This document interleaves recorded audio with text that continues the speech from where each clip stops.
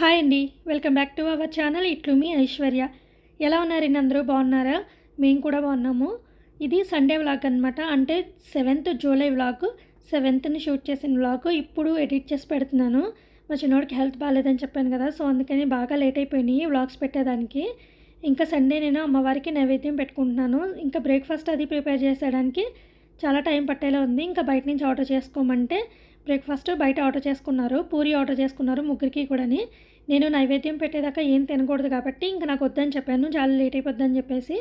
ఇంకా పూరితో పాటు వాళ్ళు స్వీట్స్ కూడా ఆర్డర్ చేసుకున్నారనమాట.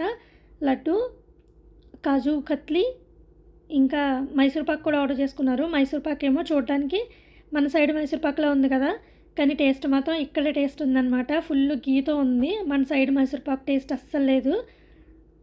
ఇంకా వాళ్ళైతే బ్రేక్ఫాస్ట్ చేస్తారు. ఇంకా నేనైతే ఫ్రెష్ అప్ అయిపోయి రూమ్స్ అవన్నీ కూడా క్లీన్ చేసుకొని ఇంకా అమ్మవారి నైవేద్యం పెట్టడానికి రైసు, రసం, ముద్దపప్పు పెట్టేశాను. ఇప్పుడు బూరెలు వేసుకుంటున్నాను అనమాట. పొంగు బూరెలే వేస్తున్నాను. పూర్ణం బూరెలు నాకు రావు సరిగ్గాని, సో అందుకని ఇంకా పొంగు బూరెలు వేసేసుకుంటున్నాను. నిన్న నేను ఒక గ్లాసు మినపప్పు, 2 గ్లాసెస్ ఏమో రైసు నానబెట్టి ఉంచుకున్నాను. మార్నింగే మిక్సీలో చేసుకున్నాను అనమాట. ఇంకా గ్రైండర్ అదేం పెట్టకుండాని, కొంచెమే కాబట్టి. సో మిక్సీలో వేసేసుకొని కొంచెం బెల్లం మిక్స్ చేసుకొని ఇంకా బూరెలు వేసేసుకుంటున్నాను. మిక్సీలో వేసుకునేటప్పుడు కొంచెం వాటర్ కూడా ఎక్కువ వేసేసాను. సో ఇంకా పల్చగా ఉన్నాయి కదా, ఆయిల్ ఎక్కువ పీల్చేస్తాయేమో అని భయపడ్డాను, కానీ మంచిగానే వచ్చినాయి అన్నమాట. బూరెలు వేయడం కంప్లీట్ అయిపోయిన తర్వాత గిన్నెలోకి వాటర్ తీసుకొని ఆ వాటర్లో పసుపు వేసుకొని దేవుడి మూలలు పెట్టుకున్నాను. తర్వాత ఏమో ఒక స్టీల్ పళ్ళెంలోకి ఇలా అమ్మవారికి రైసు, పప్పు, రసం, ఇంకా నెయ్యి, ఇంకా 3 బూరెలు పెట్టి ఇలా పెట్టుకున్నాను అనమాట. సో అమ్మకి ఫోన్ చేసి అడిగితే అమ్మ చెప్పింది. సో అమ్మ ఎలా చెప్పిందో అలానే చేసేసుకున్నాను. ఊళ్ళో అయితే చాట్లో పెట్టుకుంటాము, నా దగ్గర చాట్ లేదు. సో అందుకని ఇంకా స్టీల్ పళ్ళెంలోనే ఇలా పెట్టేసుకున్నాను. ఇంకా అమ్మవారికి దండం పెట్టుకుని సాంబ్రాణి కూడా వేసేసాను అనమాట. సో చాలా ప్రశాంతంగా అనిపించింది. సాంబ్రాణి ధూపం వేసుకుంటే ఇంకా అక్కడే కూర్చుని కాసేపు ఉండిపోయాను ధూపం అయ్యేంత వరకుని. సో ఇంకా పూజ అంతా కంప్లీట్ అయిపోయిన తర్వాత బ్రేక్ఫాస్ట్ చేశానమాట. ఇంకా మా చిన్నోడైతే ఒక పూరి తిని ఇంకొక పూరి నా గురించి ఉంచాడు. సో ఇంకా నేను పూరి తినేసాను. నేను బ్రేక్ఫాస్ట్ చేసే టైంకి ఇంకా బిగ్ బాస్కెట్లో ఆర్డర్ చేసిన వెజిటేబుల్స్, ఫ్రూట్స్, ఇంకా చికెన్ కూడా ఆర్డర్ చేశారనమాట. సో అవన్నీ వచ్చేసినాయి. ఇంకా పూజ అంతా కంప్లీట్ అయిన తర్వాత వచ్చినాయి లక్కీగాని. సో ఇప్పుడైతే ఇంకా చికెన్ కర్రీ చేయాలి. ఈసారి అయితే బిగ్ బాస్కెట్లో ఫ్రూట్స్, వెజిటేబుల్స్తో పాటు ఆకుకూరలు కూడా ఆర్డర్ చేశారు. సో ఇంకా అవన్నీ పిల్లలు సర్దేశారనమాట ఫ్రిడ్జ్లోని. ఇంకా నేనైతే చికెన్ తీసుకొని వచ్చి నీట్గా క్లీన్ చేసేసుకొని సాల్టు, కారం, ధనియాల పౌడరు, కొంచెం గరం మసాలా, అల్లం వెల్లుల్లి పేస్ట్, కొంచెం కరివేపాకు, 2 పచ్చిమిరపకాయలు చీలికల్లా కట్ చేసుకొని వేసుకొని బాగా మిక్స్ చేసుకొని మ్యారినేట్ చేసుకొని పక్కన పెట్టుకున్నాను చికెన్ కర్రీ చేయడానికి కోసం. ఇంకా ఫస్ట్ అయితే ప్యాన్లో ఆయిల్ వేసుకొని ఉల్లిపాయ ముక్కలు, పచ్చిమిరపకాయ ముక్కలు బాగా ఫ్రై అయిన తర్వాత కొంచెం అల్లం వెల్లుల్లి పేస్ట్ కూడా వేసుకొని బాగా ఫ్రై చేసుకొని మ్యారినేట్ చేసిన చికెన్ కూడా వేసేసుకున్నాను అనమాట. ఇంకా వాటర్ అంతా రిలీజ్ అయ్యేదాకా ఉడకనిచ్చి ఇంకొంచెం వాటర్ యాడ్ చేసుకొని ఉడకబెట్టేసుకుంటే సాల్ట్ ఒకసారి చెక్ చేసుకుంటే చికెన్ కర్రీ సూపర్గా ఉంది. ఎప్పుడూ ఒకేలా ట్రై చేయకుండా ఇవాళ కొంచెం డిఫరెంట్గా ట్రై చేశాను. సో ఇలా కూడా టేస్ట్ బాగుందన్నమాట. ఇంకా మార్నింగే రైసు, రసం, ముద్దపప్పు వేసాను కదా, బూరెలు అయితే మంచి క్రిస్పీగా వచ్చినాయి అనమాట. భలేగా వచ్చినాయి, పిల్లలకి బాగా నచ్చినాయి. కొంచెం బెల్లం ఎక్కువ వేసాను కదా, స్వీట్గా ఉండడం వల్ల బాగా తిన్నారు పిల్లలు కూడాని. ఇంకా ముద్దపప్పు, రసంతో చికెన్ నంచుకొని ఇంకా లంచ్ అయితే కంప్లీట్ చేసాము. నలుగురం కూర్చొని ఒకేసారి తినేసామన్నమాట లంచ్. ఇంకా బుక్స్ అవి పెట్టుకోవడానికి ఒక స్టాండ్ ఒకటి ఆర్డర్ చేసాము. అది బాగా సెట్ అవ్వలేదని చెప్పేసి దాన్ని రిటర్న్ చేసాం కదా, సో అది రిటర్న్ చేయలేదు, రీప్లేస్ చేసుకున్నాము.